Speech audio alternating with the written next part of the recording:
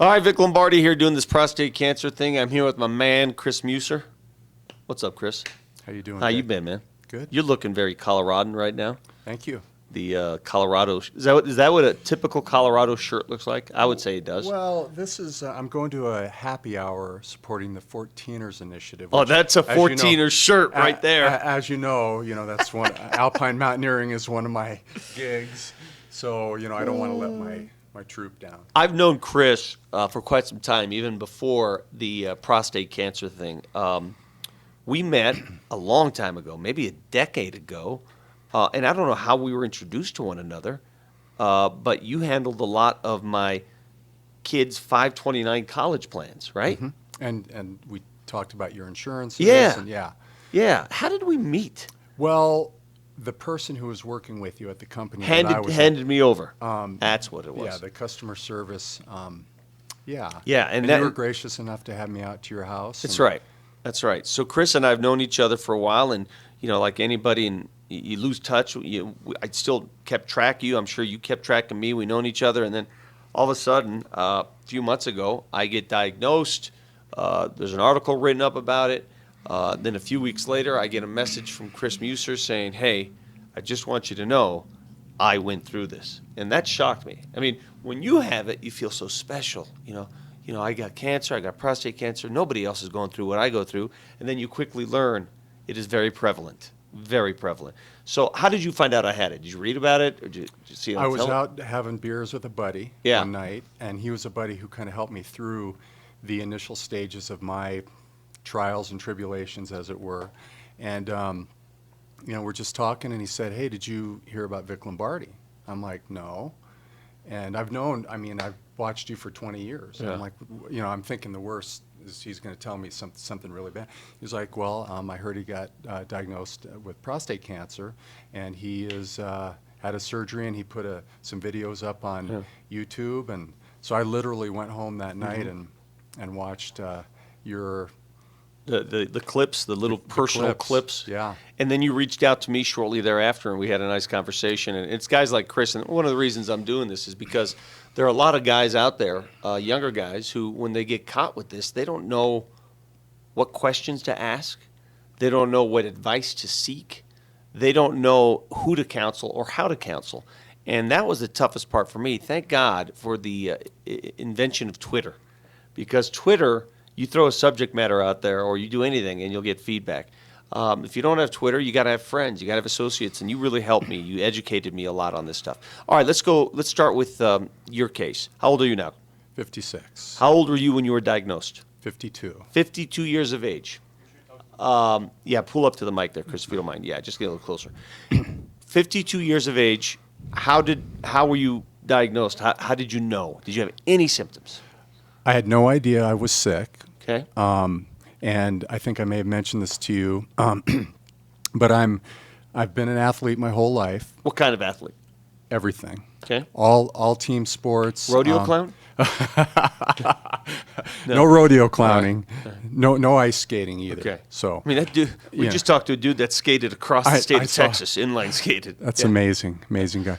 But and so I was enamored with American Ninja Warrior. Oh, now that's athlete. And I'm thinking, I think I want to be one of those old guys who gets on there and does okay. I mean, I'm not going to win the thing. At the age of 52, you're at the age. Wow. And I figured, if I do this, I need to step my game up. Yeah.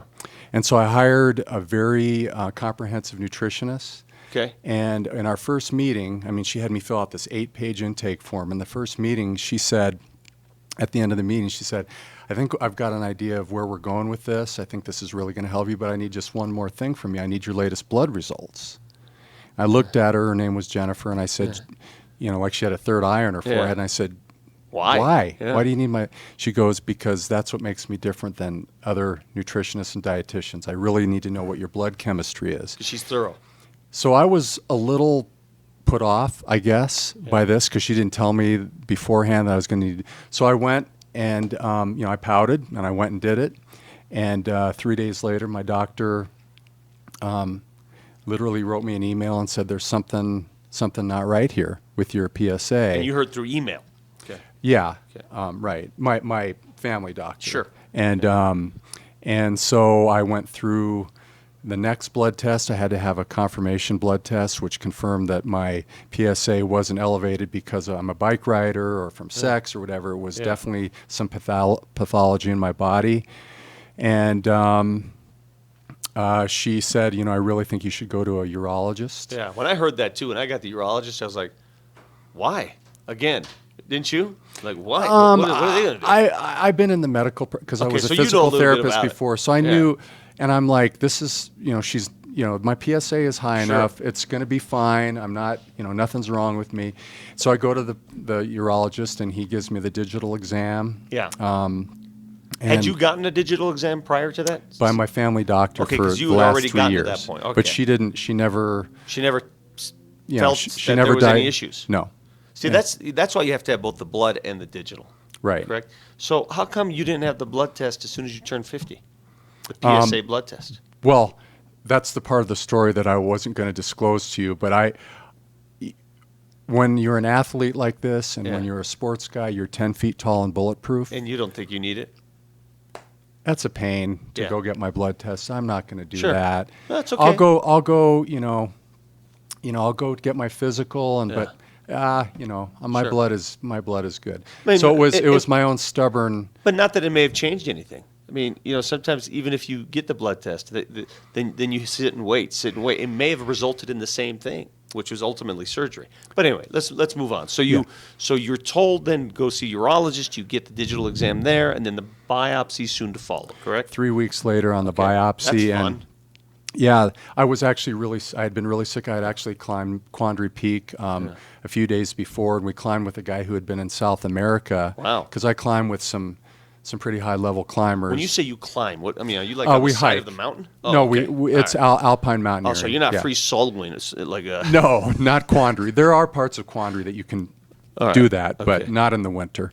And this was January, and so I actually had been really sick and almost had to cancel the biopsy, but I went forward with it, and it ends up my doctor had finished the 14ers, which I was right on the precipice of doing myself. So that was a great connection that Good we talking had. point. Yeah. Anyway, so we get that. Did you and have that conversation during the biopsy? we by chance? did. We did. Wow. And we ended up finishing. Actually, I finished, and we'll get to this later, but I finished the 14ers a year after Tremendous. prostate. Yeah, well, you got it done. So I tell people this, Chris, that I thought the biopsy was more uncomfortable than the surgery. Personally, I mean, the surgery they give you the meds. The You're out. Yeah, the Yeah. biopsy is like, what is going on here? Yeah, it's pretty uncomfortable. We're not used to, No. you're not used to that. No, but, not to that extreme. But what was more uncomfortable, I think, for me was the call that he gave me the next how day. long after did you get that call?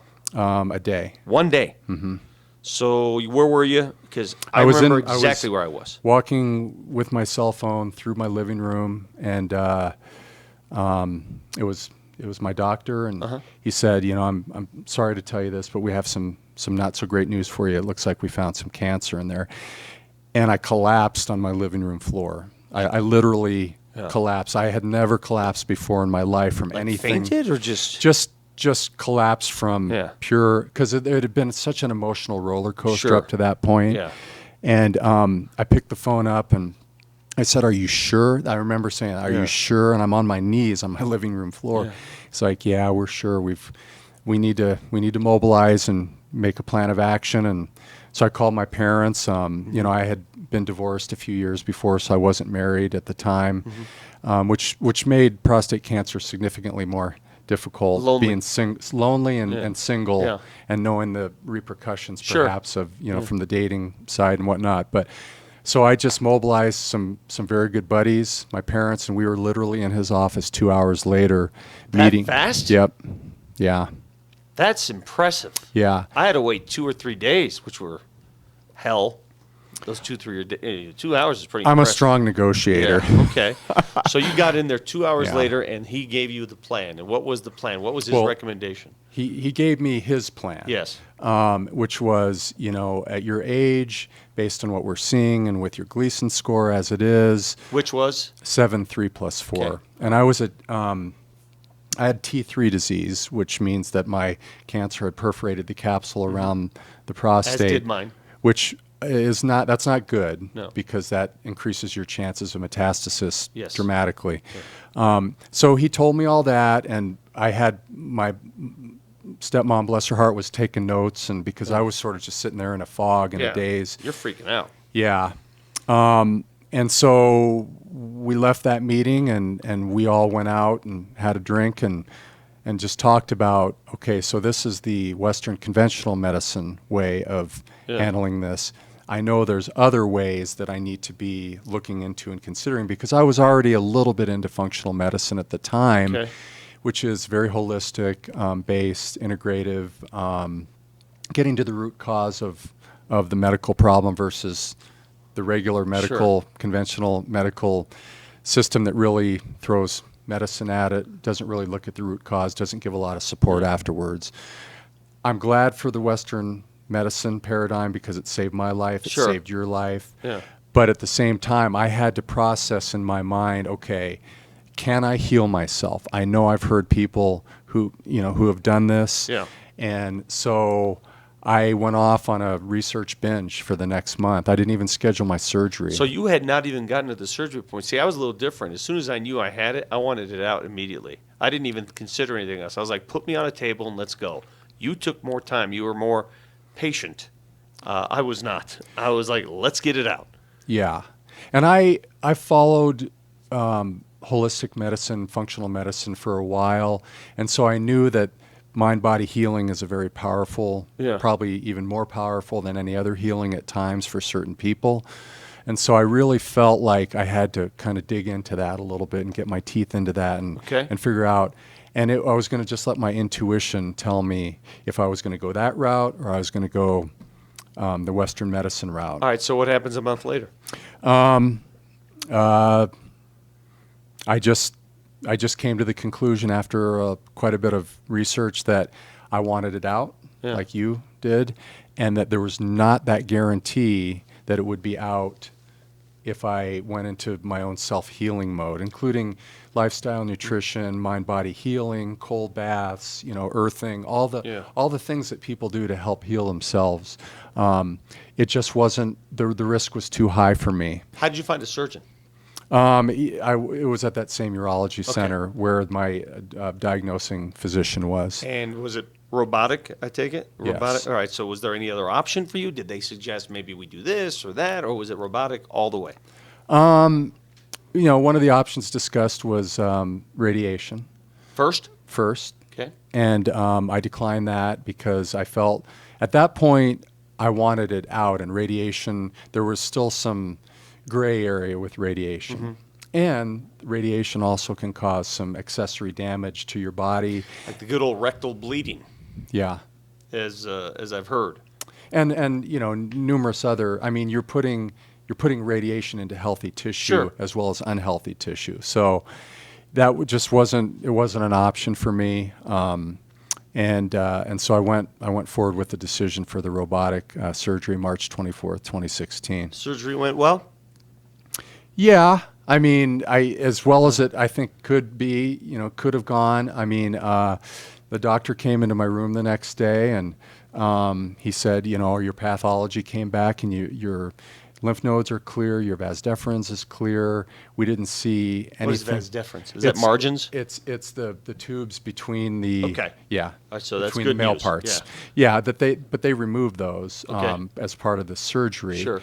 And so I was really excited about that. But the most exciting news that he gave me is he said he was able to spare my bilateral nerves. So one set of nerves, or both of them? Both of them. You got both nerves. I only got one set of nerves. Yeah. So you got both nerves.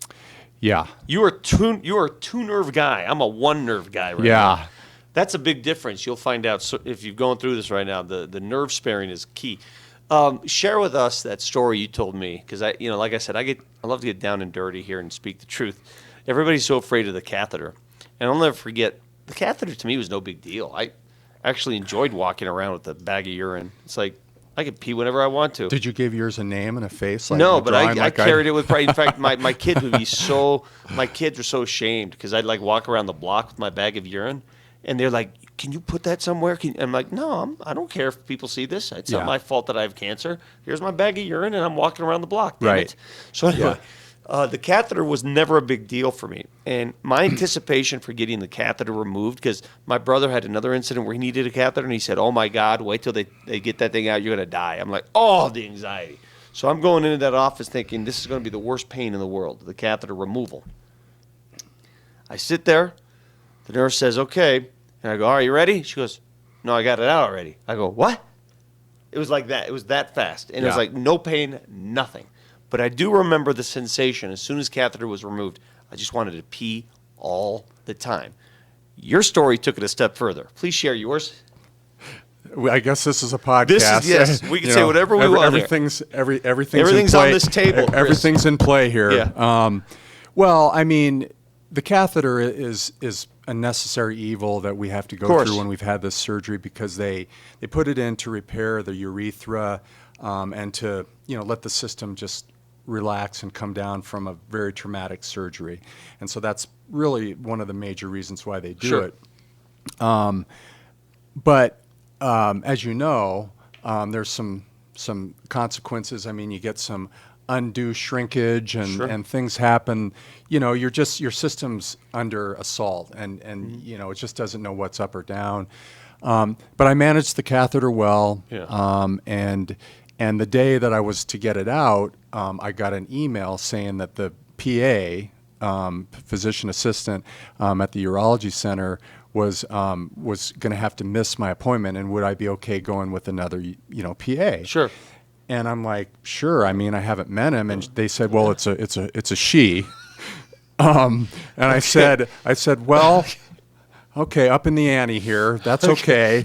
She's a medical professional. Mine was a she too. So she's a medical professional. I've been a medical professional. I've seen everything as a physical therapist back in the day.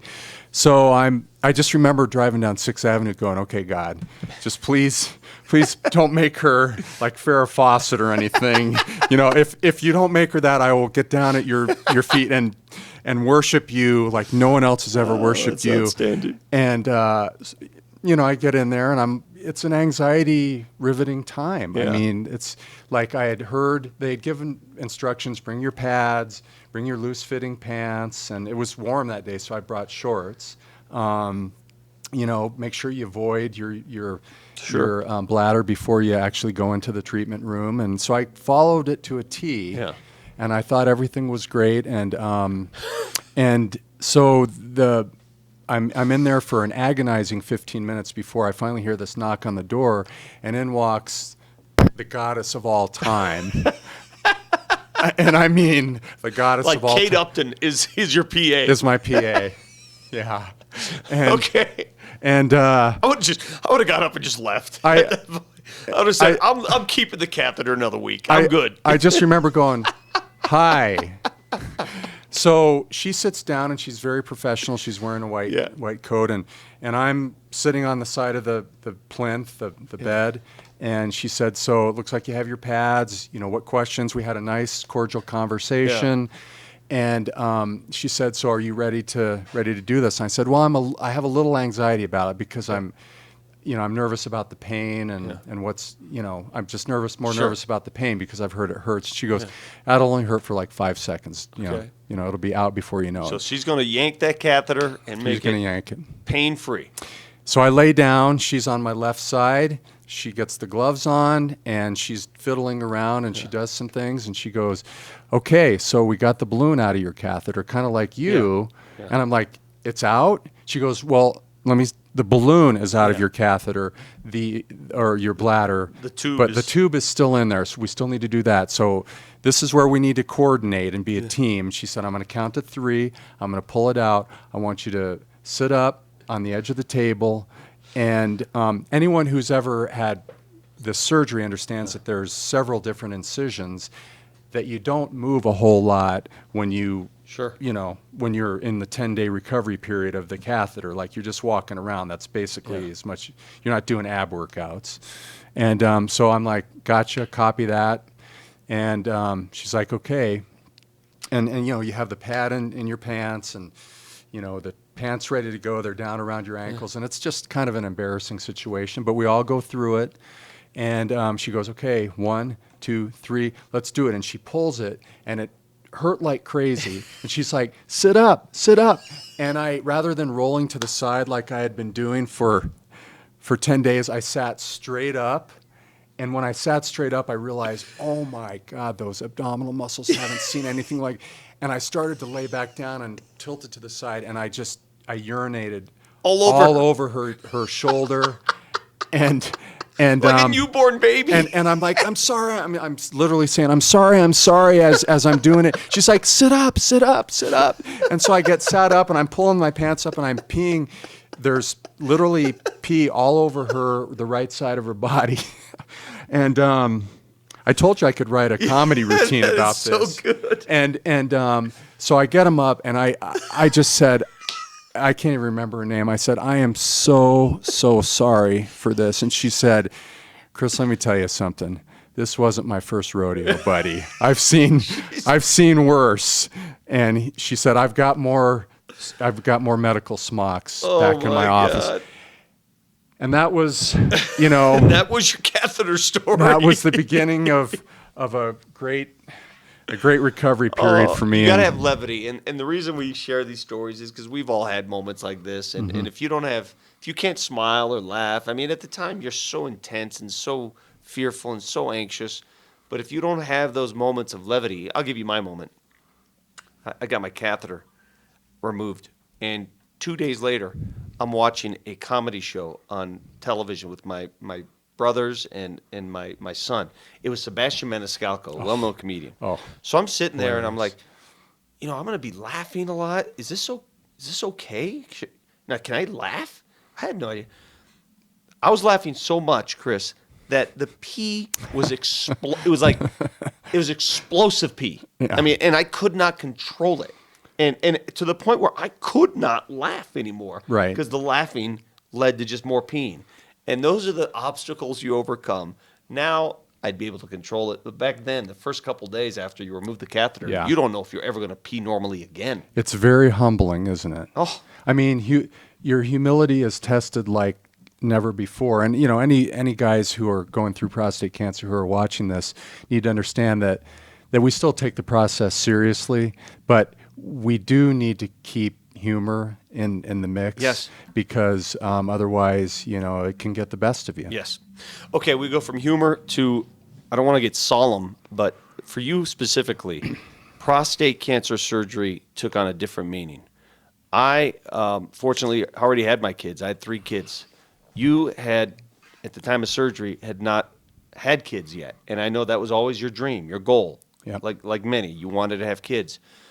How'd you get through that? How'd you come to terms with the fact that, or have you come to terms? No, I'm still working through that. Yeah. Okay.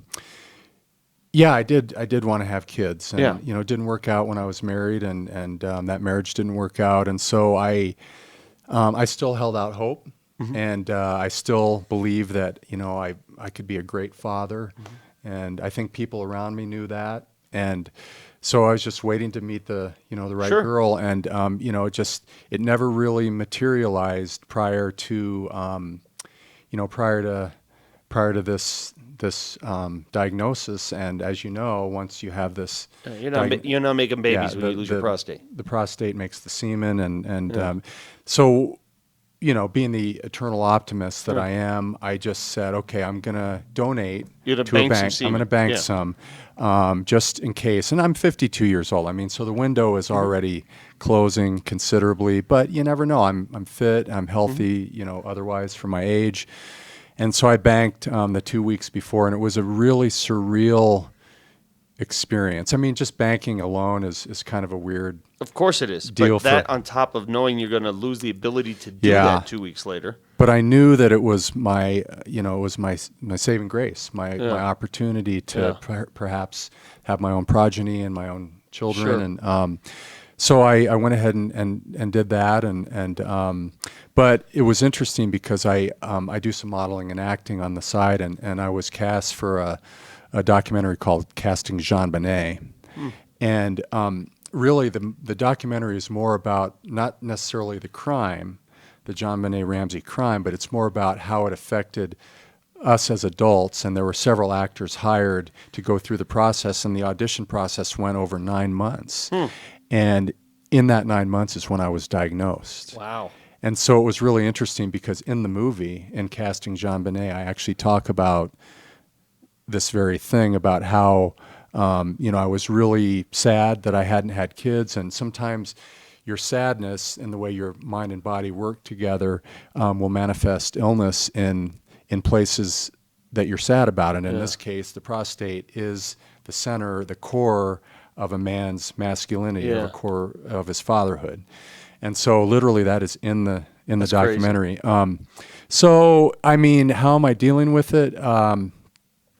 I've accepted it. Yeah. I have a lot of surrogate kids that are my friends and, kids, and, we have great relationships. Well, what about the banked semen? Can that still be used? That's still there, and it still can be used. I'm 56 now, and I'm thinking this will probably be my last year. I'm dating a wonderful woman, but she's 50. Sure. And so I she's done having her her kids are in their early 20s. It's been a real emotional roller coaster. I've been into some pretty dark places. See, well, and I'm so glad you talk about it openly, and I think it's therapeutic for you and all of us, because so many people who get this disease have already had kids, because most of the people who get this disease are older, and they've had kids, grandkids, and guys like you, it's a different deal. It's a different beast. So one of the reasons I didn't know what a prostate was is because the notion that's put out there, a prostate is, that's that old guy's disease. The prostate's big, they can't pee. We forget that you exactly are right. The prostate is the core of male reproduction. You have to have it. It is there. That's what purpose it serves. Right. In addition to helping hold up the bladder and all that other stuff. But this is how we reproduce. And when you lose that, you lose a piece of your masculinity. And emotionally, that takes some time to heal. Yeah. It takes some time. I'm still healing over that.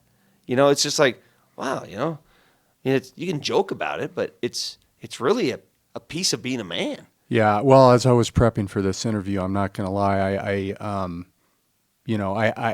a really emotional guy. Yeah.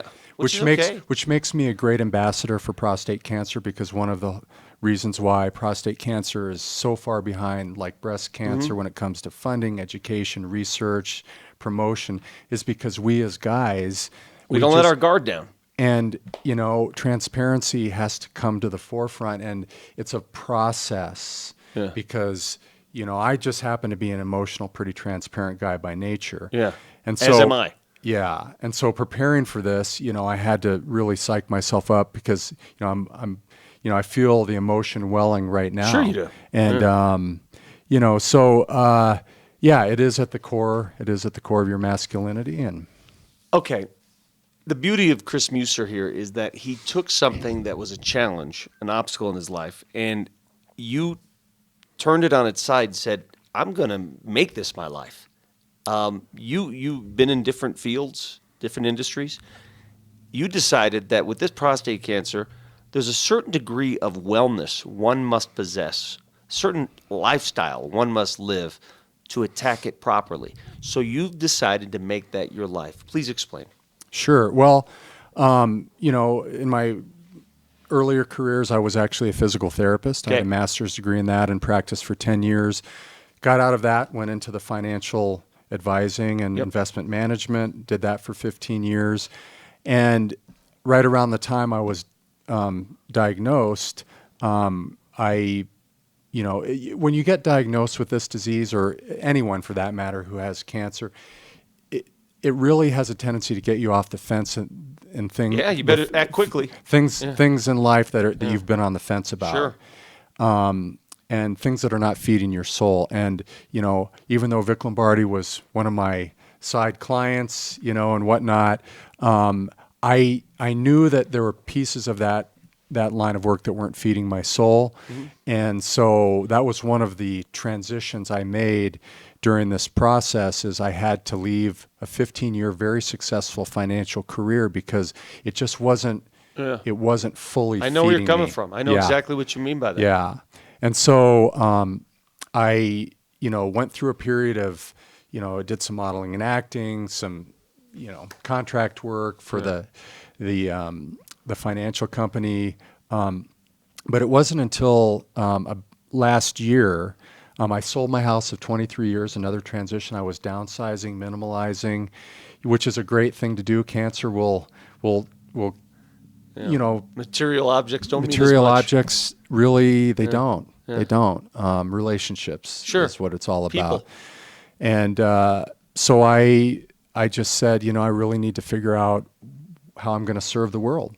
And through the process of, I was already curious about functional medicine and I had always taken care of myself really well with fitness and wellness and whatnot. And so I was always on the internet, and I see this ad last May that said, become a functional medicine health coach. And I'm like, what's functional medicine? And basically functional medicine is the antithesis, the opposite of Western conventional medicine. It actually wants to get to the root cause of why there's so much chronic disease. So it doesn't happen. So it doesn't happen. So there's a prevention aspect to it, but there's many components to it. But when you're a coach, when you're a health coach, you become a behavior change expert. Okay. And behavior change is really one of, probably if not the main reason, one of the main reasons why we have so much chronic disease in our world. Well, stress is definitely a big part of it. But when you say behavior change, behavior meaning the things you're doing in your life. Okay. The things you're eating, your lifestyle, how you're sleeping, your stress, your mindfulness. Are you taking time for yourself? Are you playing? It's a whole conglomerate. Well, I'm glad you brought that up because I took that genetic test just a few weeks after my surgery, and the genetic test comes back and tells you, are you predisposed genetically to have certain cancers, certain genes, right? So I took this test and I got the results back. Oh, great news! You are not. There's nothing in your gene pool that says you're supposed to have prostate cancer, and you got it environmentally. And I sat there and I go, what does that mean? How did I get this environmentally? What is it? Something I ate? Is it something I did? Nobody has an answer to that. Well, I'll give you the short answer to that because there is a genetic component to prostate cancer. My dad didn't have it. None of my uncles had it. Mine my didn't grandfathers either. didn't Mine have didn't it. either. But there's a thing called epigenetics, which means outside of genetics, outside of the person. And what epigenetics really is it's really talking about the environmental factors that come into play that create chronic disease in our life.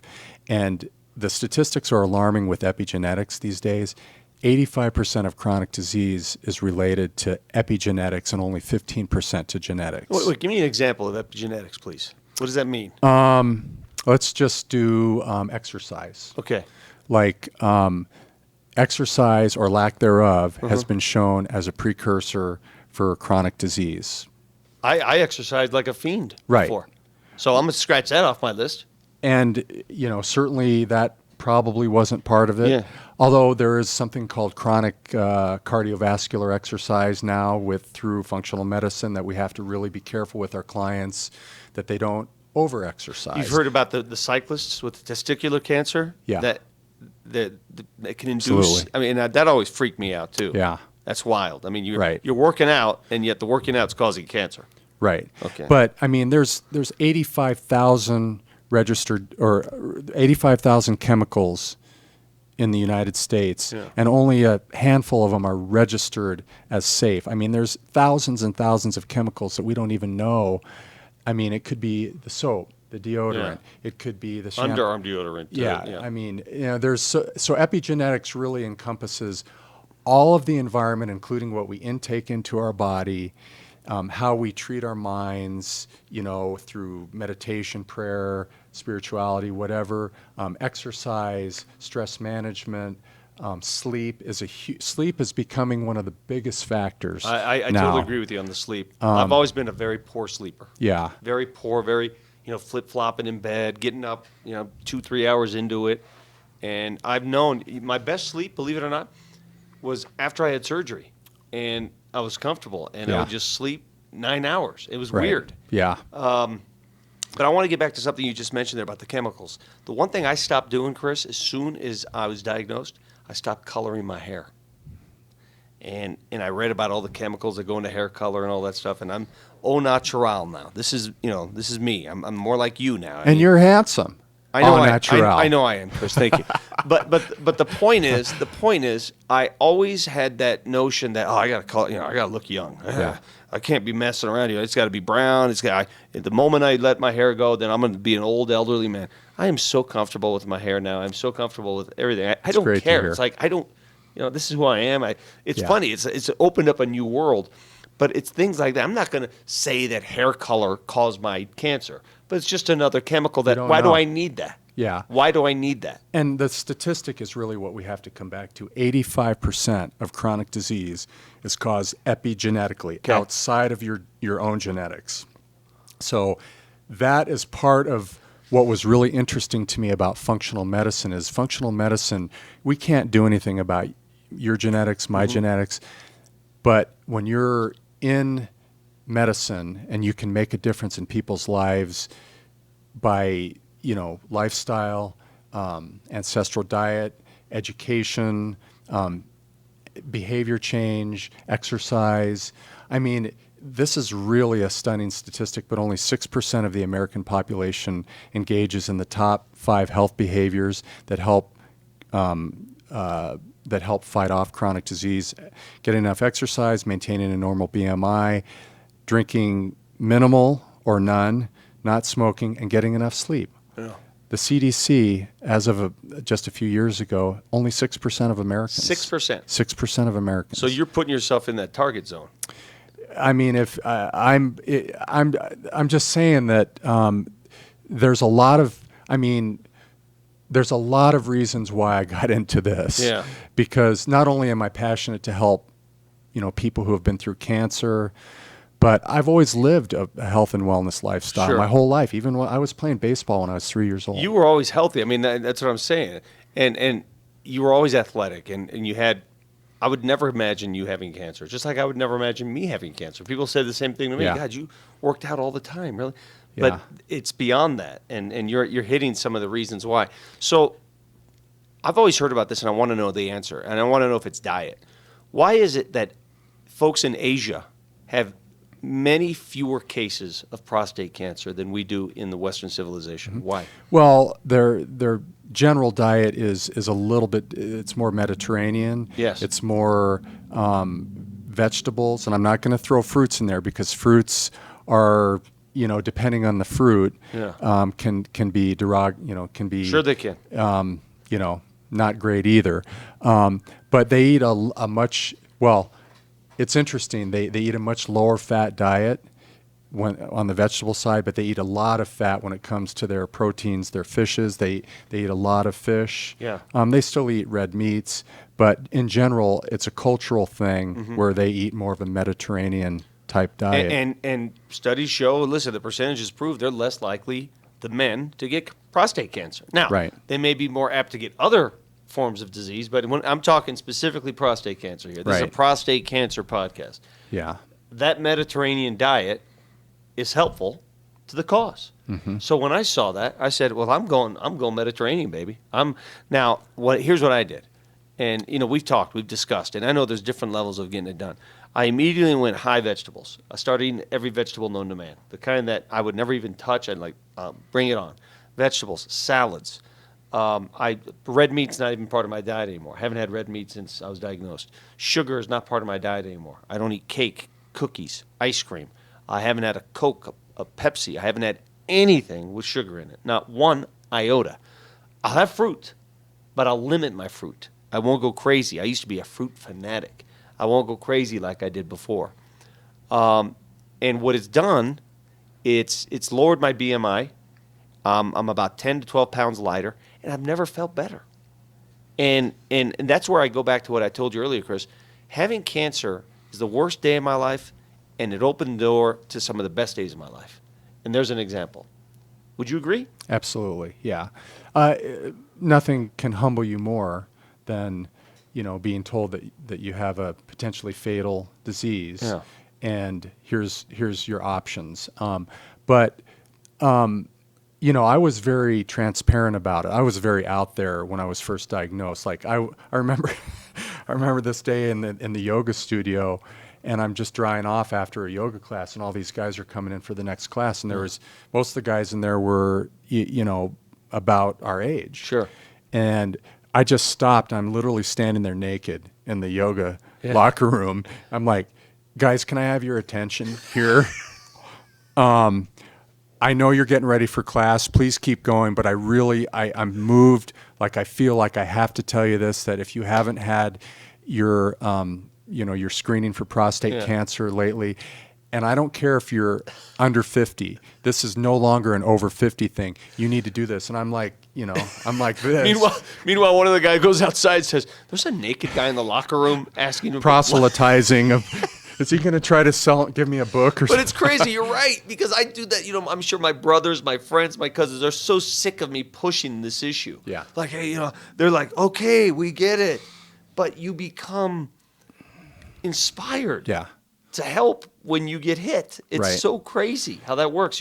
Yeah, well, you mentioned, I wear this every single day. It says gratitude on it. You mentioned sort of the idea that best day of your life, worst day of your life type thing. And, gratitude is incredibly important, not only to start your day with, just when you're a healthy person who hasn't been through what we've been through, but just looking at the things in life that are really important, and we know what that is. Can you please, for me, because you're obviously an expert in this field, in nutrition and wellness, I meet so many guys who've gone through this prostate deal, and some of them, it's not done.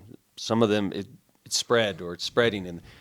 And I say to them, you have to give yourself a chance. You can't eat the way you did.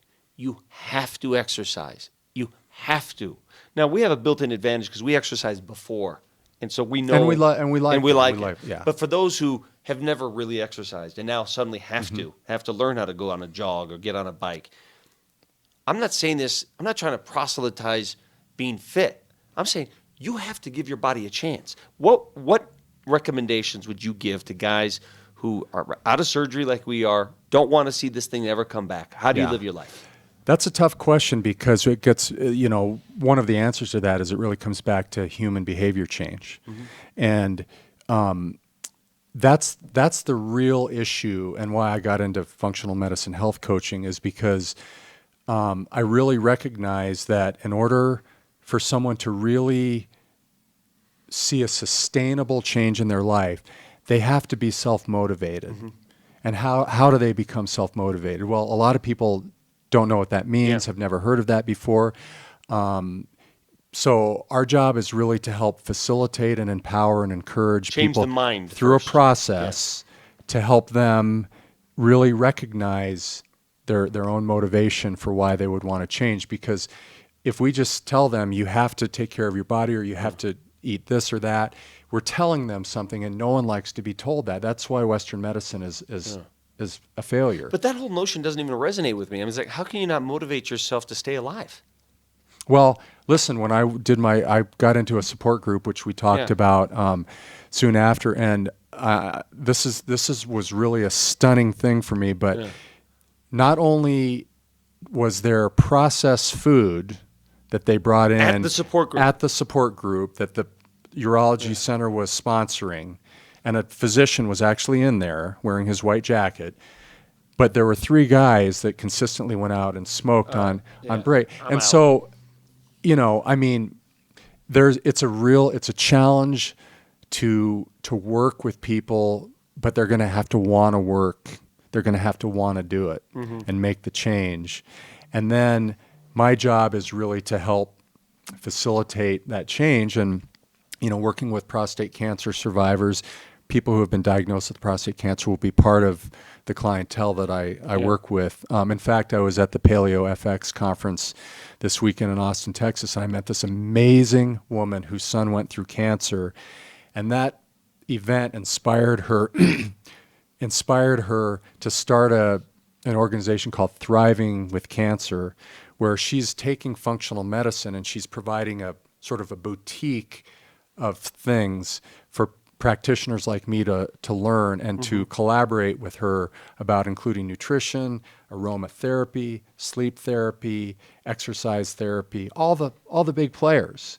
All the things that you and I sort of know kind of, just because we've lived that way. But a lot of people, when this disease hits them, they've been living a really unsavory lifestyle.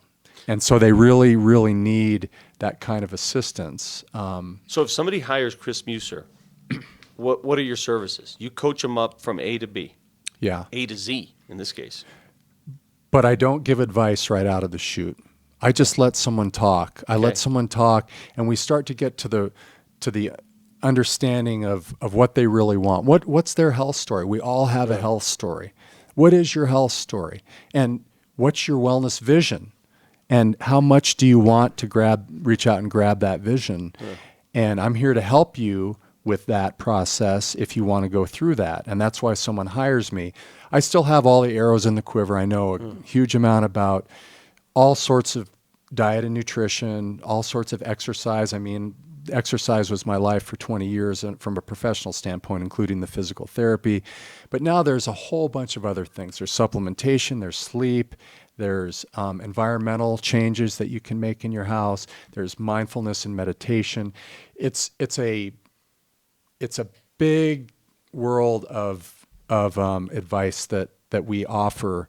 But at first, we just have to let someone get to the point where they're willing to see their own motivation. Because if they don't, then statistically speaking, they will never be able to sustain that change. Okay, so you're going to help people. You're going to shepherd people along the way, basically, to make sure they get. Absolutely. I tried, by the way. I tried that. Oh, this is my daughter, Alexis. Let's get her on the show. Yeah. She's FaceTiming me real quick. Oh, wait, I missed it. But anyway, it's ironic that she's calling. She is the one that tried to get me into meditation because she meditates every day. And so I tried it, and I've always wanted to do it. I just can't do it. Chris, I fall asleep. Or my mind wanders, or I can't discipline myself to properly meditate. Like, she can get into it, man, and she's done, and she feels so free and open. I just can't get there. So I'm trying. I just want you to know I'm trying. Yeah. There are other things that I'm doing right now that I never thought I'd do. I was that guy who a year ago, if you said, you come to me, eat at my mom's house, I'm eating fresh cheese like it's out of style. I'm eating this. I'm eating spaghetti. And I was always the guy like, I can eat whatever I want because I work out. So screw off. You don't tell me what I can and cannot eat. Look at me. And I was that guy too. Exactly. And little did I know it took a lesson like this to understand it's the exact opposite. What goes in is more important than what you do climbing a hill. Yeah. What goes in is everything. And, honestly, one of the first things we learn early on in a functional medicine program like I've been through is that there's no one-size-fits-all solution when it comes to... No, everybody's custom, right? Someone's health story, because everyone's biology, they're at the cellular level is different, their biology is different, their life leading up to that is different, the emotional aspect of their life can be very different. If you get 100 people in a room, could be very different. Yeah. And so our job is to sort of be a health detective, I guess, and to, like the meditation. I by the way, I struggle with meditation too. That's one of my biggies. Yeah. And so, I'm taking myself through the whole habit change, reversal, new formation loop. I mean, there's a whole loop using positive psychology and that type of thing. But we have to take each individual, and there's if information was the answer to the chronic health, epidemic that we have in this country, then people would just go to a Google search, and we wouldn't need anything. Everyone would just have it. But the problem is that 6% number I gave you of those 5, health, behaviors that people do to help keep chronic disease away, only 6%.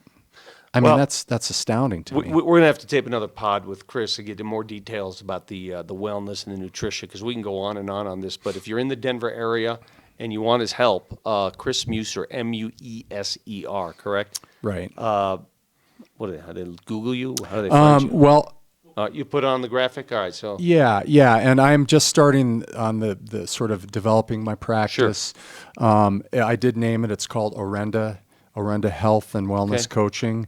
The word Orenda is an Iroquoian word that means it's a force inside each of us that enables us to attract change within ourselves, therefore attracting change within the world. All right, last question. You're going to happy hour now. You're a prostate cancer survivor. You Mm-hmm. had surgery how many months ago? Well, it was March of 2016. March so of 2016. 39 months Okay. ago. You're going to happy hour. Mm-hmm. You going to drink? I'm not, because I'm doing intermittent fasting right now, and my fasting window ends at 6 o'clock. When's the last time you ate? Well, I ate. My eating window was 9 to 6 today, Okay. but I'm intermittently fasting. So because we went late, I'm costing you drink time. That's okay. I'm used to it. I And just- by the way, intermittent fasting will change your life. Really? All right, well, we're going to have to get into more detail Yeah. on that, please, Yeah. because you know I'm into that stuff. Yeah. So if you did have a drink, what kind of drink would you have? Would you let it? Well, I mean, there's less sugar in vodka, gin, and That's what I'm tequila. talking about. See, that's why I'm trying to get the information. Yeah, there's right less now. sugar in vodka, Okay. gin, and tequila, but there's also okay statistics with whiskey. Beer has a lot of carbs in not a it. beer guy. Has a lot of sugar. Yeah. So we're trying to keep the glucose What levels. about red wine? Generally a lot of sugar metabolizes from red wine Yeah. and wine in general. That sucks because I love red wine. But there are some healthier wines, and I can certainly Yeah. give those to you. Well, but my friend, listen, we got to do this again because I'm sure the feedback will come fast and furious. But not only is he a prostate cancer analyst and expert, he's a prostate cancer client, ladies and gentlemen, because he and I went through the same thing. He obviously knows a lot more about the wellness aspect. Chris Mueser, thank you very much. thanks for having me, Appreciate it. Vic. Appreciate it.